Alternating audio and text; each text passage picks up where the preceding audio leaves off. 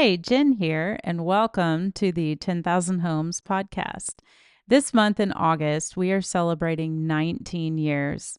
It's hard to believe that it's been 19 years since we started 10,000 Homes.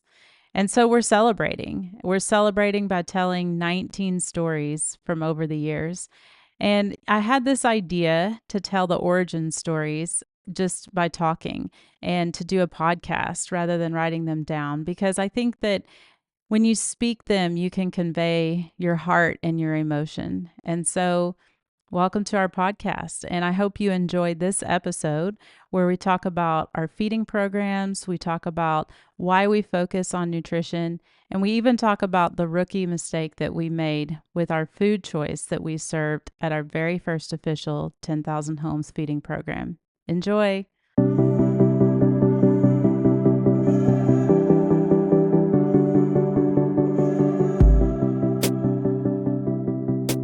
We are doing a 3-part series on some of the 10,000 Homes origin stories. So, Jeremy's here, and we have a special guest with us today that I'm very excited about. Our daughter, Emma Grace Price, has joined us. So, welcome, Emma Grace. We're glad you're here. Thanks. Yeah, so, at 10,000 Homes, we desire to bring hope and home to the most vulnerable and to see a world where families thrive. Thrive? Did I say thrive? I meant thrive. And so we focus on 2 different areas in order to do that: shelter and nutrition. And today we are going to be talking about the nutrition side and about the very first feeding program that we were a part of after we started 10,000 Homes. So, Jeremy, yes. Why do you think it's important to focus on the area of nutrition? Oh, well, I think that that nutrition and food, it changes so many things. And when you're talking about developing communities, developing world, where unemployment rates are very high and where poverty levels are, there's a lot of poverty. And in those type settings, in most places, nutrition is not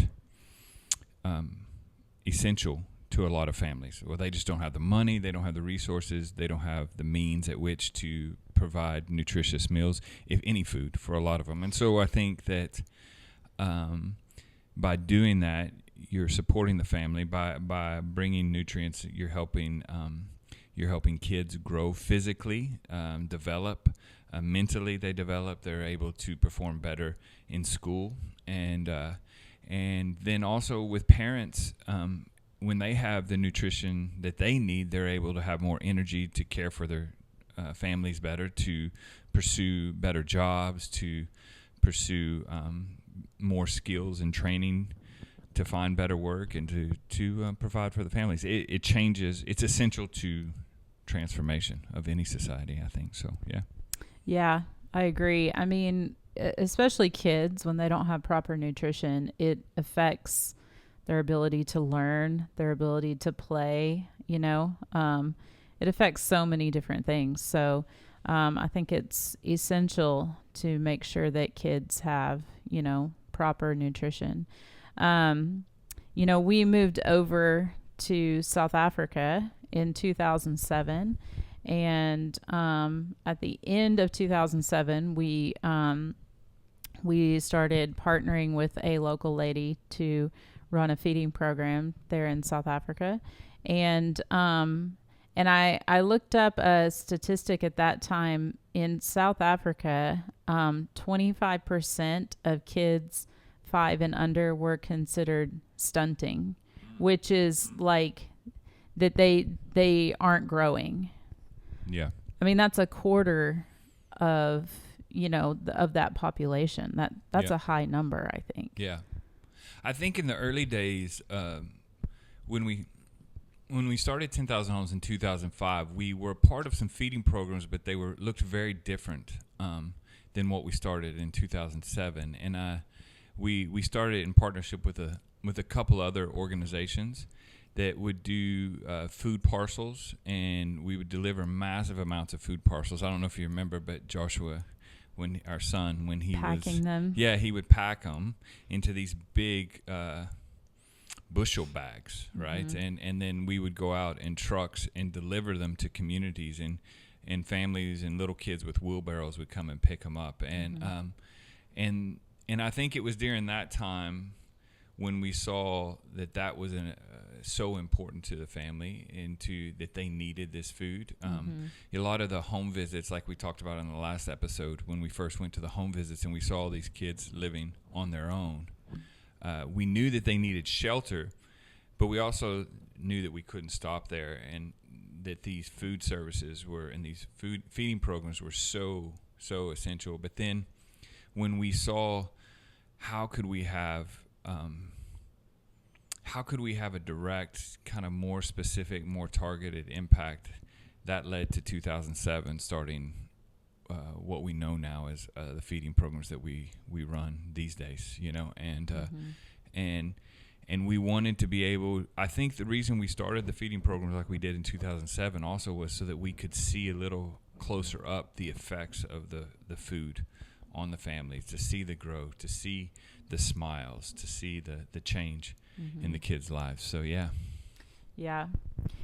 Do you remember that the feeding program in 2007 that was kind of the first of what we run I do now? remember it, yes. What do you remember? Saturday, right? Yeah, it was a Saturday. What do you remember about it? Well, we've always said from the beginning of 10,000 Homes, we kind of had a motto of dream big but start small. And so we just got together what we could. And like I said, we had been partnering on these larger scale feeding programs, but we were trying to do something with our small team that was a little more involved with us. And we were a team of all foreigners at that stage in Africa, and we were all white Americans.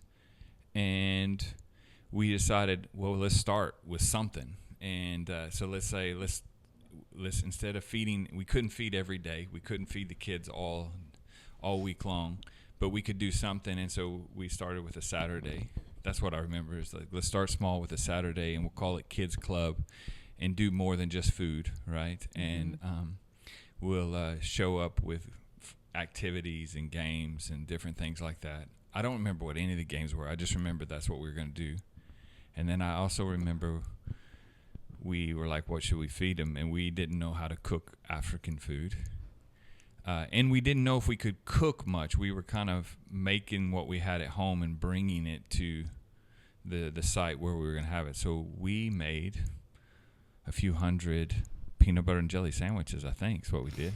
Yes, we did. I mean, I laugh about it now because I think, from our American mindset, what does every kid eat? Peanut butter and jelly sandwiches. Yeah. Well, every American kid might eat that. But for the African children, that was not something they were used to. So I think we might have come home with like a couple hundred peanut butter and jelly sandwiches because they didn't want them. And I remember thinking, I was surprised because I thought, well, if you're hungry, wouldn't you just eat it? That's my very small-minded American mindset. Yeah. But if you think about what the kids like to eat there, I mean, the kids here probably wouldn't eat it because it's foreign to them. It's not something that they know, Yes, yeah. And so, and a lot of these kids that we were doing this program with, a lot of them maybe were getting some food through the week, but it wasn't necessarily nutritious or helping them grow. And some may argue that a peanut butter and jelly sandwich is not the most nutritious, but yeah, we tried. Maybe we tried to use whole wheat. Probably not. I don't remember. But I don't remember. But yeah, they didn't like it. And if a kid doesn't like something to eat, they're not going to eat it. Yes, exactly. And so I think first of all, too, I remember it was at a house, it was a small area with like a lot of kids that came. And I remember we brought coloring sheets, and I think we played some games with them, and it was a lot of fun. And then we brought all this food that, was not popular with the kids, but it was definitely a fun time, but also a real learning experience on the food side. Yeah. Yes. And we had to pivot and end up learning, what the kids in Africa like to eat, which is pop.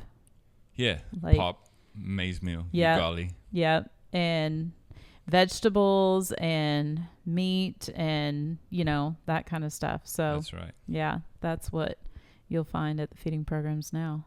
Yeah. Mm-hmm. That's good.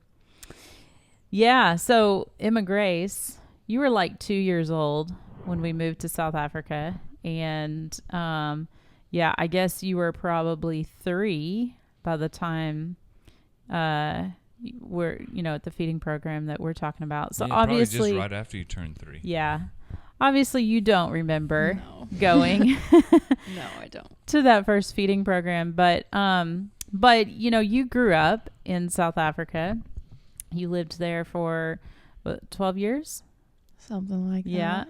So, the times when you went out to the feeding program, like, what was it like for you? I mean, I think I've heard that story a lot about the PB&Js, so it was cool to like slowly see how much it's grown. Mm-hmm. I didn't get to go very often. I mean, I was in school and stuff, so but like throughout the years I did get to go, I did like see it grow. Not only in numbers but like in knowledge and learning more about the culture as well. But I think he mentioned this earlier, but in the first thing I kind of zoned out a little bit. But I think he What's mentioned that? You're gonna steal mine. She zoned a little bit. I zoned out a little bit. But yeah, let's be I think real. one of the first things he said was like food brings like community, and you could tell that through the feeding programs very much, because they did come for the meals, but they stayed for the community, and you could see that in each and every feeding program, like with the way that they interacted with each other, the way they interacted with everyone, just everyone there playing games, and the smiles on their faces. So like the food is what brought them, but and the nourishment was important, but was also as important was the community that it brought them. Yeah. So I think I was able to see that and notice that. Oh, that's cool. It was very apparent. Yeah, that's really cool. That's Yeah. really cool. How did you feel the kids received you? Because obviously you looked a lot different than they did. I don't know. I mean, they were very eager to play with me, and Joshua as well, and get to know me, and which was cool. And I don't know. I think I don't know. They were very welcoming, even though I was very foreign to them, even like the way I talked and everything about me. So but they were very, very welcoming. Yeah. And Yeah. I remember like your first trip to South Africa, you were like 10 months old, I think.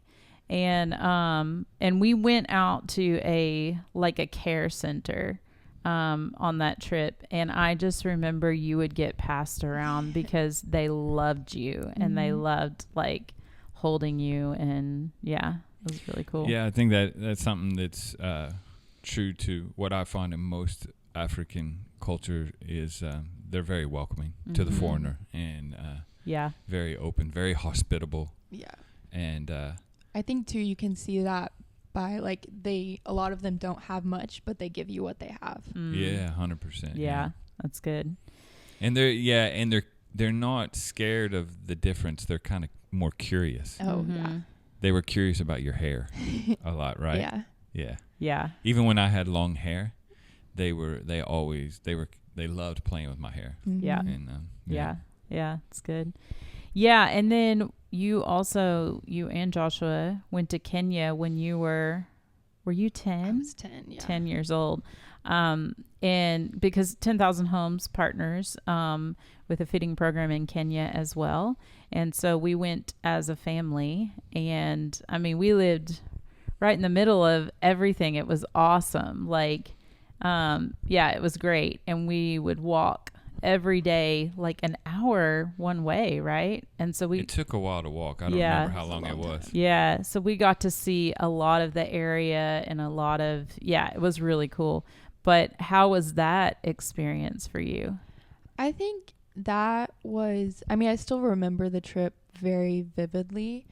And I think that was like a much more of an emotional experience because we were so like immersed in the community for that short amount of time. Mm-hmm. And also because I feel like then I was able to interact with the kids for a longer period of time and learn that like a lot of them were the same age as me, but looked years younger because of how malnourished they were. And I remember even at that time being like really emotional about that and like being like, oh, this is crazy. Like you're the same age as me and you do not look that way. Wow. Yeah. But still, even like though they were so malnourished, every day they came with like a smile on their face. And so that was also very emotional for me. Yeah.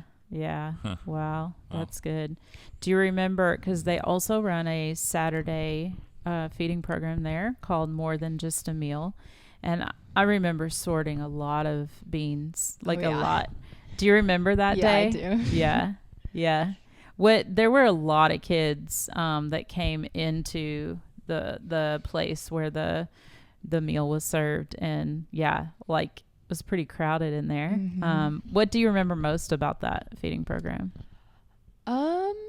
I mean, I remember sorting a lot of beans. I remember cutting a lot of tomatoes. I don't know why they trusted me with a knife, but I was chopping up tomatoes and At 10 years old. Yeah. I don't know. I think I remember the kids being so excited to just be there. Just like be present. Not even for the food, but just to come and be there. Other than that, I don't know if I remember like specifics. Yeah. I remember it was a lot of kids in a very small space. I remember that's one of the things. Yeah. It's funny the things you remember. The things you remember, stand out to you. I remember that, but I definitely remember sorting those beans. Yeah.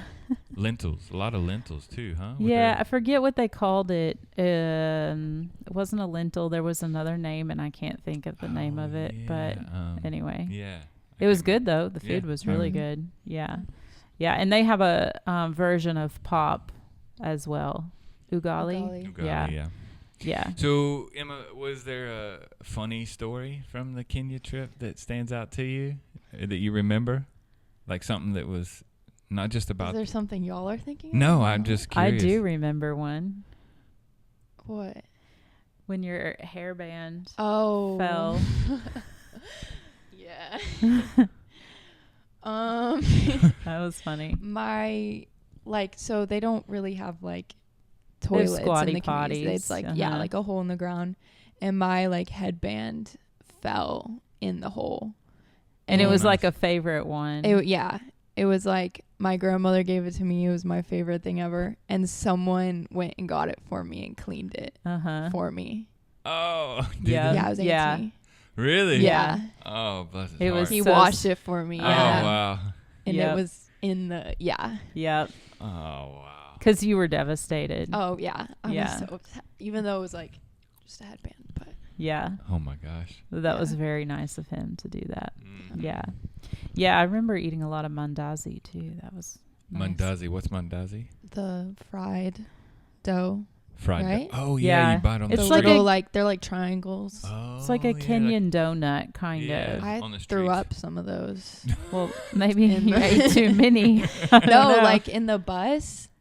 Those buses. Yeah, when we rode in the bus. They're like bouncing up and down. Yeah, the public transport bus. It's like a party bus. It's like a disco inside, and the whole thing bounces. And we had also just had like Cold Stone Creamery, I think, in Nairobi, and it was not a good combination. Wow. Yeah. But no one knew except for me because it was so loud and so knew chaotic. No one even knew that you did that. Yeah. It's kind of crazy. Yeah.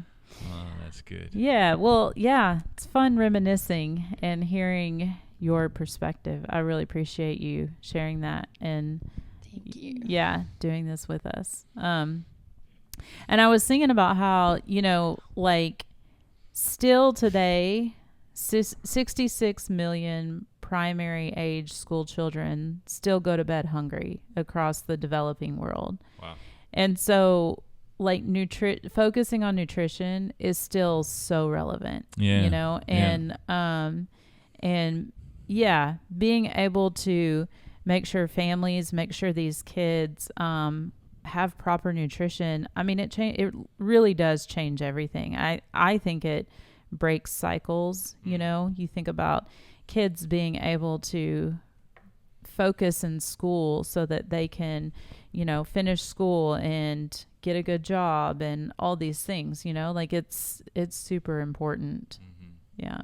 Yeah, I do. I think it is essential. It's a key part of what we do, of what we can do. There's so much to do, but we start with what we can do. And I think the nutrition and the shelter are two things that we felt that we could contribute to. And the cool thing, like Emma Grace mentioned a little while ago, that people came for the food, but they stayed for the community. They stayed for the sense of belonging, that they felt welcomed in a place, and you could see it on their faces. And I think anything we do that creates that for someone else, that makes them feel welcomed, that makes them feel connected, that's going to be essential as well to the transformation that we're all longing for and hoping for. And the other thing is that about the PB&Js and the feeding program is that we went in as a bunch of white Americans trying to do what we thought was best, and peanut butter and jellies, and what that shows you is how essential and how I keep using the word essential, but how important it is to collaborate, which is a big part of who we are as 10,000 Homes, is to collaborate young and old. Emma Grace, as 10-year-old, going to Kenya, she collaborated. She was a part of this, and we need the generations, but we also need the different cultures to come together to help make it better. And we came in and kind of got something going as foreigners, but we needed the collaboration of the local leaders to help us learn and to help us. Yeah, it couldn't be just us doing it. They had to be a part of this, and they needed to lead us and help us know what to cook. And so we learned over the years how to make pop and how to do these things, and a lot of the food, I know how to cook it now, right? And we did those amateur cooking videos. Very amateur. Yeah, they're very amateur, but cooking some African dishes, and we've learned how to cook them. Now, we may not, some of them we love, and we would incorporate them into our normal eating, but some of them we wouldn't. I would never eat offal on my own. And what is offal? Offal is intestines and boiled, non-seasoned intestines. Yeah, it tastes like it sounds. And but yeah, we need that collaboration. And so, and I'm really grateful that Emma Grace has done this podcast with us, but also that I think going and being able to take you to Kenya, and I knew you grew up in South Africa, and we lived there as a family, and a lot of the work, even though it was Mom and I doing the work, we tried to bring you along as much as possible, and it was a joy for us, and I think it was a privilege for the people to see you and to know you, and to know us as a family too, and it communicated the values that we were trying to live out in our work. And so it was really good. Yeah, it's good. Well said. I don't have anything to add to that. It's a good place to wrap it up. Yeah, a good place to end. You got anything you want to say? No, I don't think so. You proud of the work of 10,000 Homes? Yes, I'm just kidding. Yes, I am. Oh, that's good. Yeah. Wow. That's good. All right. Yeah. Well, thank you guys. Appreciate you being here and sharing your heart with all of us. Yeah. Thank you very much. Thank you. Thank you.